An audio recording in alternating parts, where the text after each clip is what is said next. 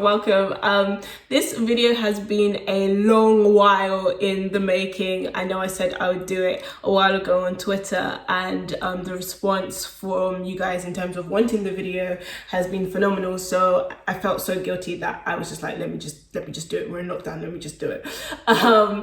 And so this is the story of how I bought my first house, a 3-bedroom house in London.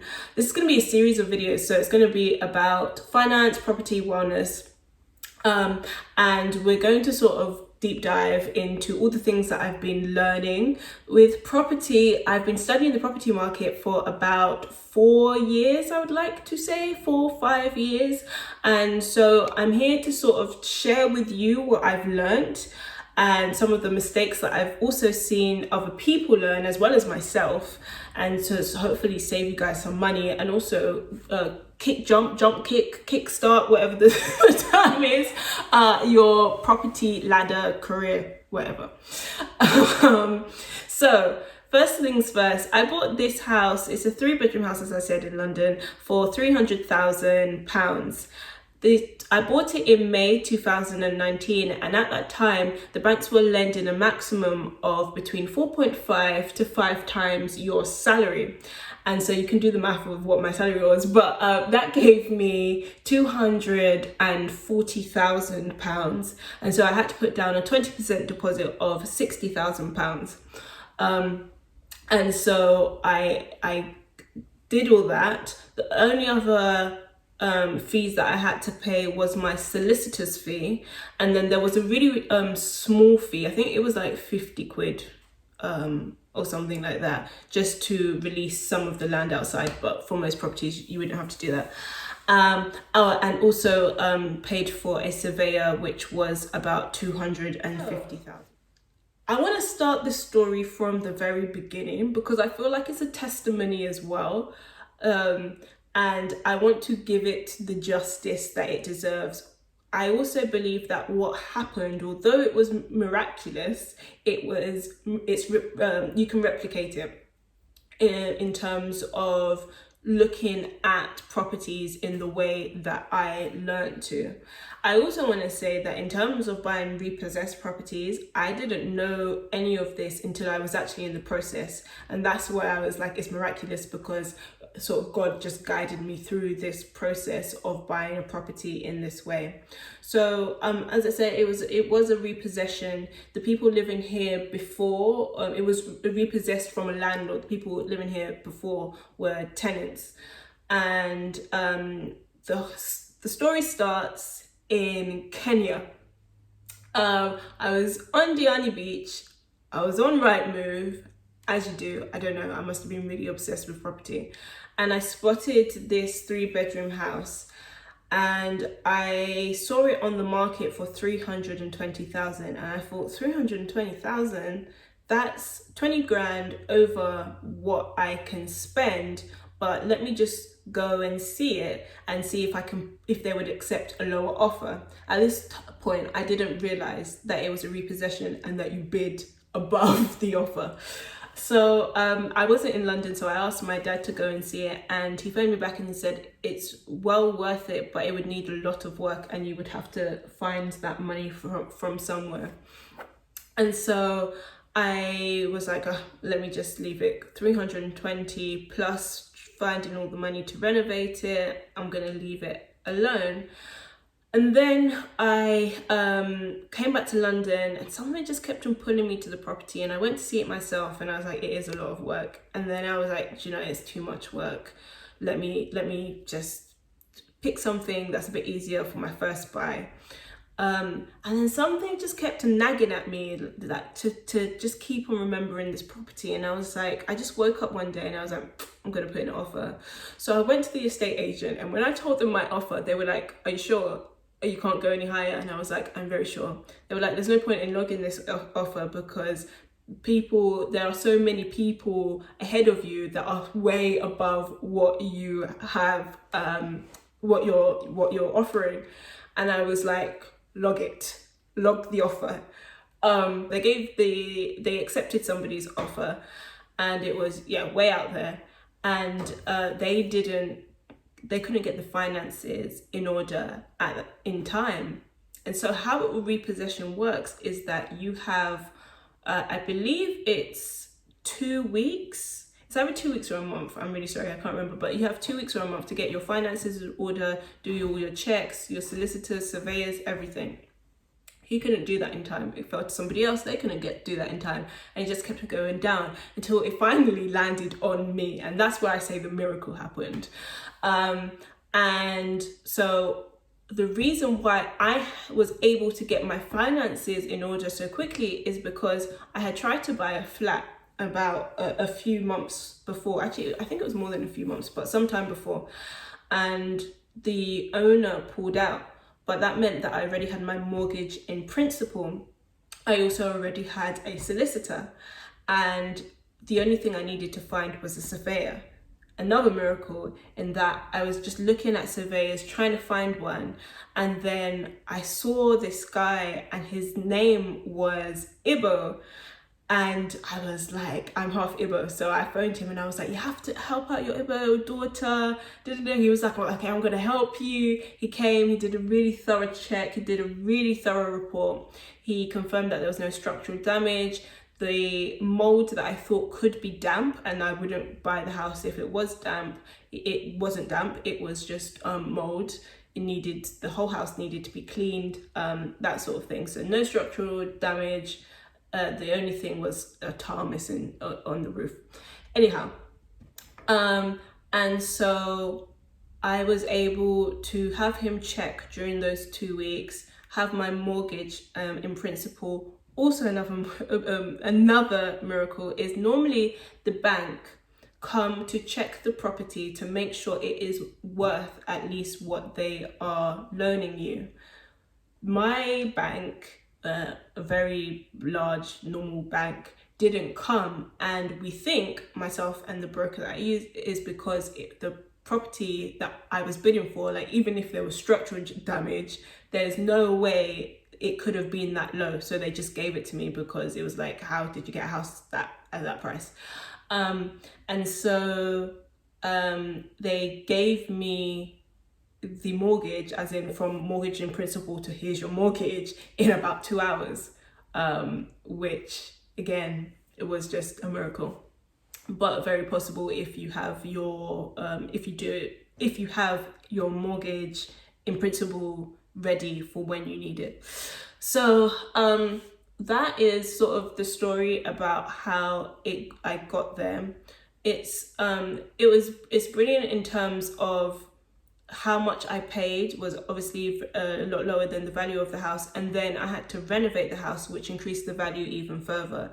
And so I'm telling you guys this because you now have, if you do this in terms of buying a property, doing it up, adding value straight away, then you have that leverage. You have the value that you've increased the property by to make other investments, whether that's another property, whether that's stocks, shares, whatever you want to do with it. So that is the story of how I got it. How you can replicate this is, I found it, as I said, on Rightmove, on Zoopla, and it was just through a normal estate agents. No auction there, which meant that I could do the proper checks. Any sort of engineer that I wanted, they could come and do that. The disadvantage of doing that is you could get a surveyor. So my surveyor, I think, was 200, 250. And then you've paid him to do those checks, and then somebody comes and usurps your offer, and then there's no point you've lost your £250. But for me, I was willing to take the risk because of what I would have gained had I got the property. Also, it can be quite a long process because people can keep usurping you all the time, and the price will therefore, the bidding offer price goes up and down depending on who's offered what, when, all that kind of thing. How I got around that was I made good friends with the estate agents. I used to go there, I used to pester them, I used to go there literally like every day. There was a point where I probably went there like 3 times a day. Yeah. And they were saying, so when people were phoning up like, oh, they want to come to and see the house, they were like, they were putting them off by saying things like, oh, somebody's already made an offer of da da da da, or they were just putting them off coming to see the property, which is what they told me, which, you know, I'm very thankful for. So definitely make friends with the estate agent.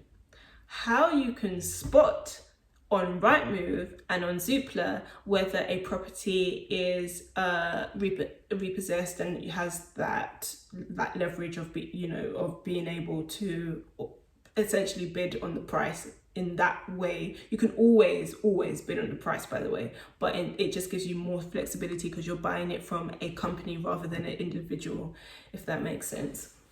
So how you can tell is if you look at the pictures on whatever app or website you're looking at, and you see tape over the taps, over the boiler, etc., of do not use, warning, do not use, that sort of thing, it's normally a sign that it's a repossession. And then if you look at the description in the advertisement, if it says an offer of da da da da has been put in, if you wish to make an offer above this, please contact da da da, that's also something along those words, that wording, that's also normally a sign that it's a repossession and that there's huge room for negotiation. I didn't know that at the time. I googled it afterwards to see, like, was it just luck, or could I do this again?